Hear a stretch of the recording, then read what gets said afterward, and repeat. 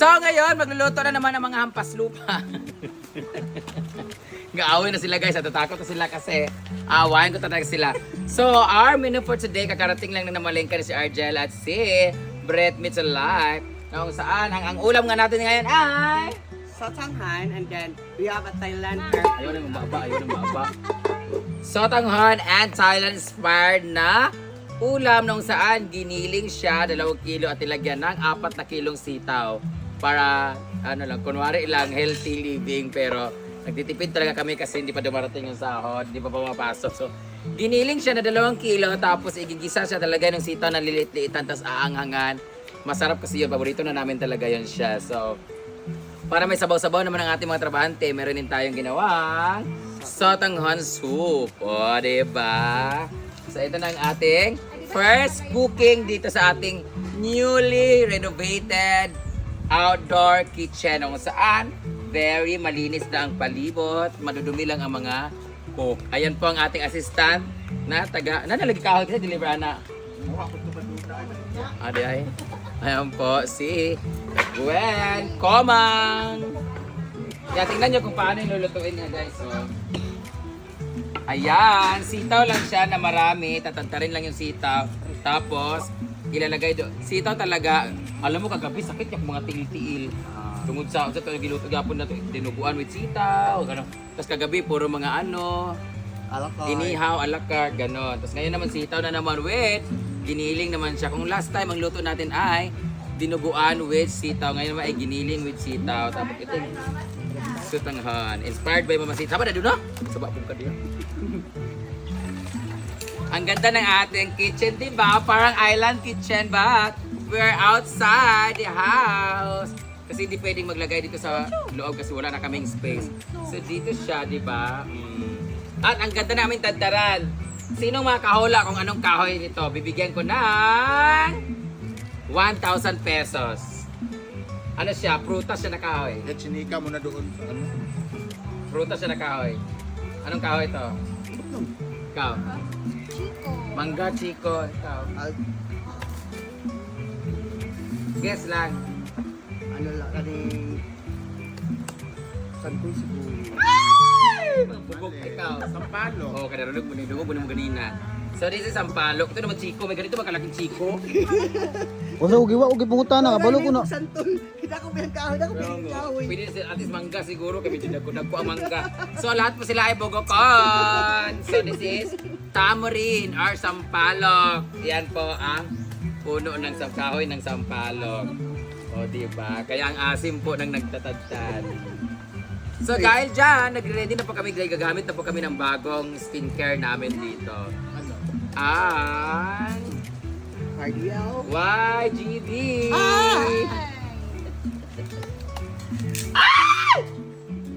Diba? Bayad! Wala lagi naman ginamit yung iPhone 17 Pro Max. No, bayad, dili ka balo, dapat digamit ito. Ay, pagpa-airdrop ha. Airdrop yun. Mas Wala lagi akong stand na kami. Pagkakaayo. Na wala ko kabalo ha. Kabalo ba ka na? bako so ka nagamit og stand for your information lang ito padudong sa tuwa. Ano? Tuwa pag na iPhone 17 na kayo mo na magpaspan. Ano ito na? Kung mag-iingat kami ng DSLR.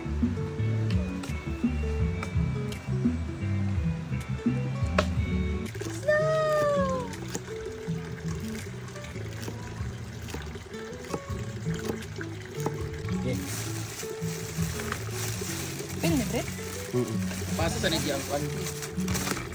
So, dahil Thailand inspired tong ating ulam for today's video, ay dapat marami talaga siyang sili para muulbo ang almoranas, brother ngani. Wow. Para talagang grabe ang talaga ma-feel talaga nila yung Thailand talaga na feeling. So, damihan talaga natin ng sili. That's why ang dami namin tinanim na sili doon sa garden kasi we really love spicy, right? Ugay, basalaan. Chika pa kita, 15 minutes ako. So, ana good siya. At alam niyo ba, ang aming Sotanghan ngayon ay inspired by Tita Lina Bautista from America. Meron siyang Jumpalaya. ampalaya. So, the bitterness of this ampalaya will mix with the soup of ating sutanghon. So talagang iba talagang klase ang ating sutanghon for today. So ngayon, na i-drain ko na itong karne kasi para matanggal yung kaniyang mga ano sa ngalan nani, mga dugo-dugo nga something. Ayan. Ito na yung mga hinugasan ko na siya. Di bali na wala ng vitamins itong karne. Ano lang naman makuha natin dito. So natanggal na yung mga first layer of oil and the mga dugo and everything. Nilagay natin siya dito sa ating. Yan na. Ano man? Yan na, mag-isa ko. Ipakuan sa ipagawa sa sarili niya mantika gamay. Tinanggal nga natin maglagay ko ang mantika. May sarili man yung mantika. Saka or Lalabas ba yan kasi pinakuluan mo na eh. Mapulaan pa natin gamay. Kailangan yung mantika ng karne yung natin. Ayan. So, very malinis na ang ating karne kasi wala na talaga yung mga something na mga dugo-dugo, yung malansa talaga. Yung, pag kumain ka, mapipil mo talaga yung pag kumakain ka ng karne ng churbanes. So, papulahin natin konti, saka natin ilagay ang ating mga ganyan lamas. Para madugmok-dugmok siya, guys.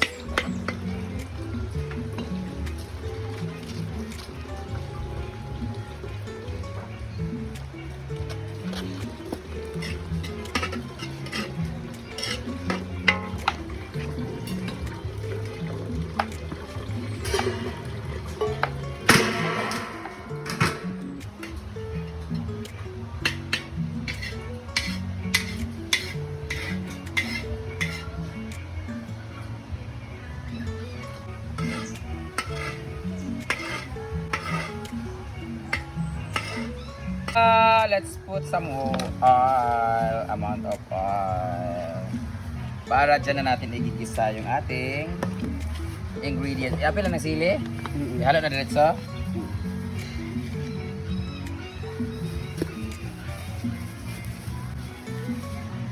Bye!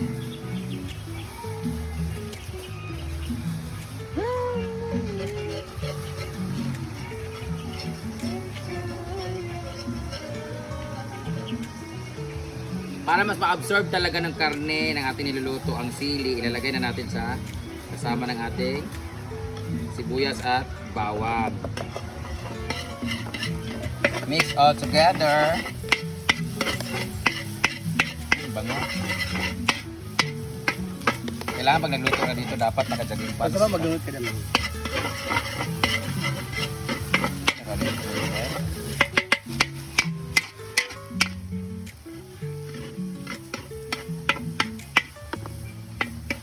Ito yung bell pepper, ito yung green pepper, ito yung sili. Sus, lamig ganit siya ba? Kulang lang talaga dito yung parang yung dahon. Kangkong ba yan o basil? Tangkong. Tangkong man po. Tapos, tapos ganyan lang siya.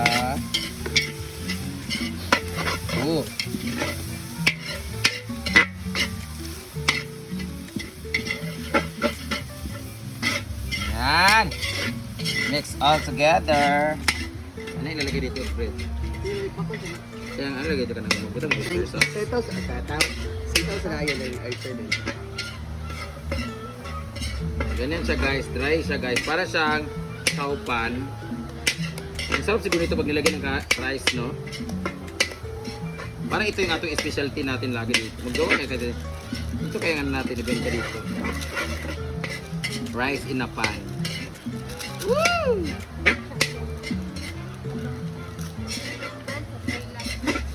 Good luck talaga sa kakain nito.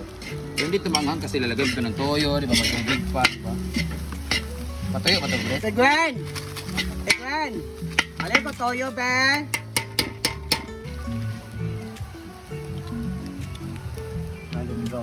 So lalagyan natin siya ng toyo para pag mayaman dapat dato. Puti. Say stop. Ikat ko sa kanya, then kuhan. Kaya magulang ko yung tagpuan. Toyo, nawala yung suka. Ayun. Hindi mo tubig kamay. Hindi tubig kamay. Ano naman.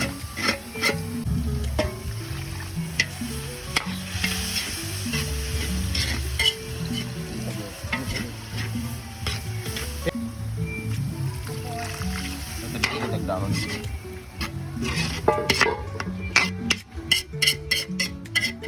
Ilalagay natin ang oyster sauce dito. Not one, but not two, but 3 oyster sauce.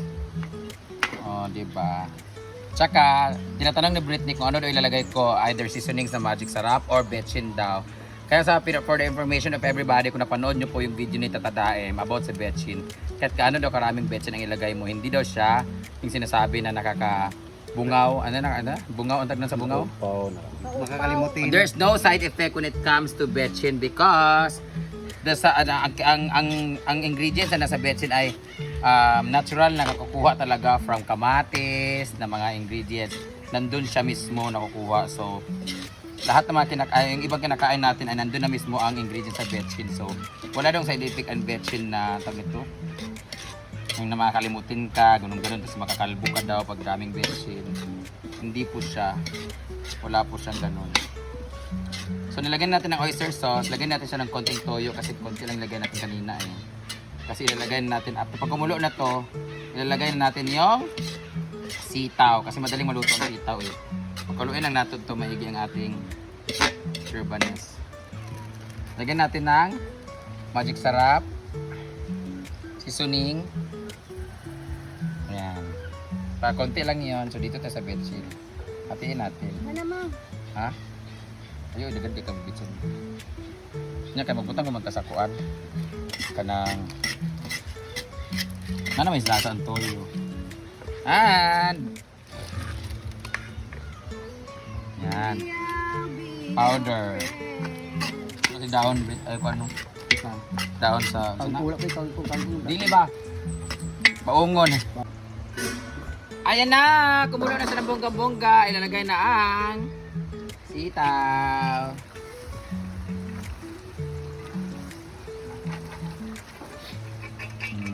Diba? Pamparami. Tapos antayin na lang natin siya na kaso magkulang sa tubig. Kasi bukuan pa. Magtubig ko na siya. Let's mix everything. Tapos antayin natin siya na maluto na siya with the small amount of fire.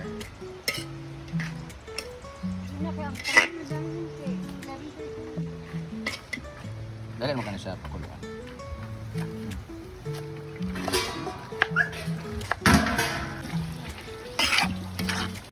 Itikan tayo.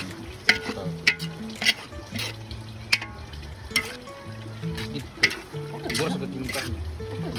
Pagkanan. Titikman naman ni Britney. Dili alang, di ba? Arang-arang ang halang na butang. Pero wala pa, kulang tuyo lagi. Halang gapon oy. Ba't ka nagtuyo ah? Mabang pa. Sabi hapit ako tutunlan. Asa mo day mo hapit? Ano mo agis lumot? Amo day mo agi. Gapon gabi ako kaon sa kwan report. Yap. Man napaso akong kwan bila.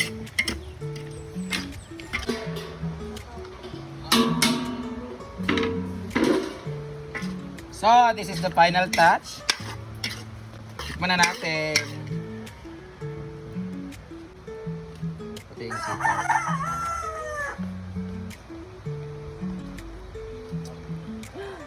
Lamig yung siya na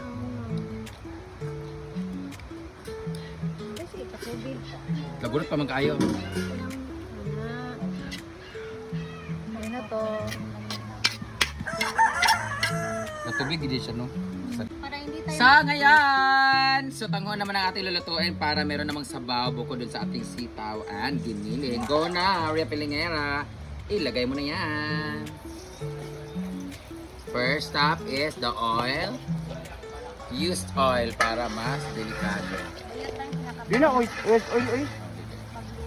Pag na. Go! The carne please. Yan, the carne is there. Run dugo dyan.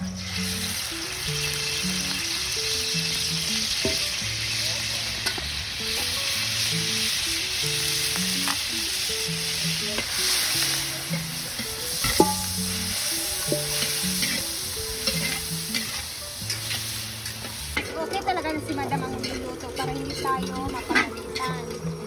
Alam niyo ba guys, pag ang karne daw, pag nagluluto ka ng karne, dyan, pag naghugas ka ng karne, pag natatad na siya, huwag na daw siya yung tipo hugas-hugas pa na kung ano kasi yung pa na pinagtalsikan daw, ang manok daw ang isa sa pinakamadumi din pag nalagay na siya sa lababo. It contains salmonella virus and E. coli.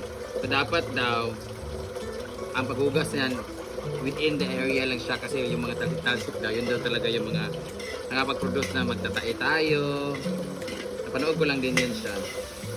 Diba napanood niyo ba yun? Yung manok daw, pag nagluto ka daw ng manok, diretso na rin luto ka agad.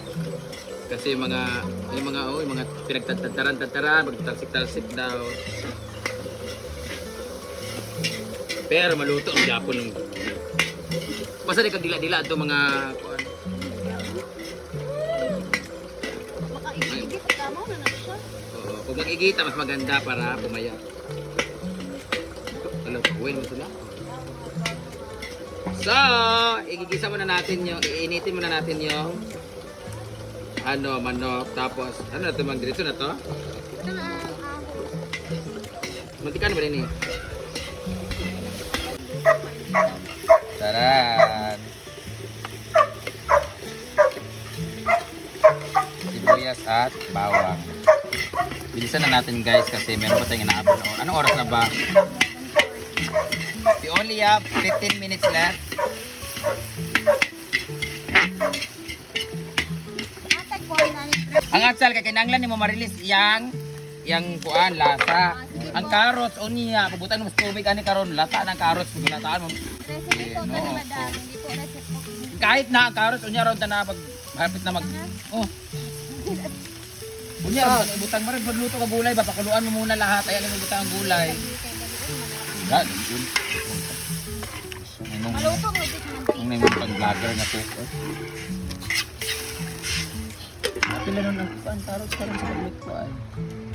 Tutak mo na iring. Ay, timplahan natin diretso. Kung yan na nila natin butang, okay? Parang medyo siya. Wait lang siya.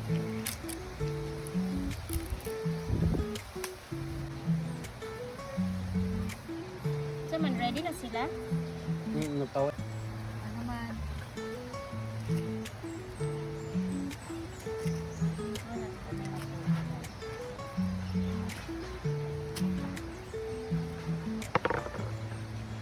Ito nga pala dyan.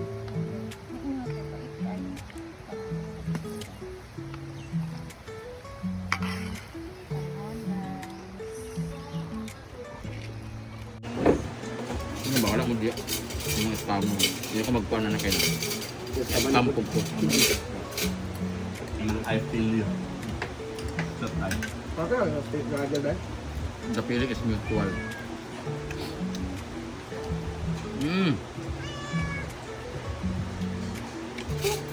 Hindi mo kapitigan ang talong. Anong gapang? G-port pa ba?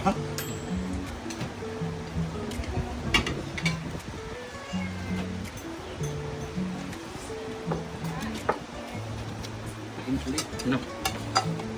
Ano yung tanao? Ano tayo ulam mo nga? Aga! Tamok ay! Namay may mga pagkaon na aga! Wala ba din siya nagbahugan? Kami niya ko na may palapa ni Gwen. Mag-mix ko.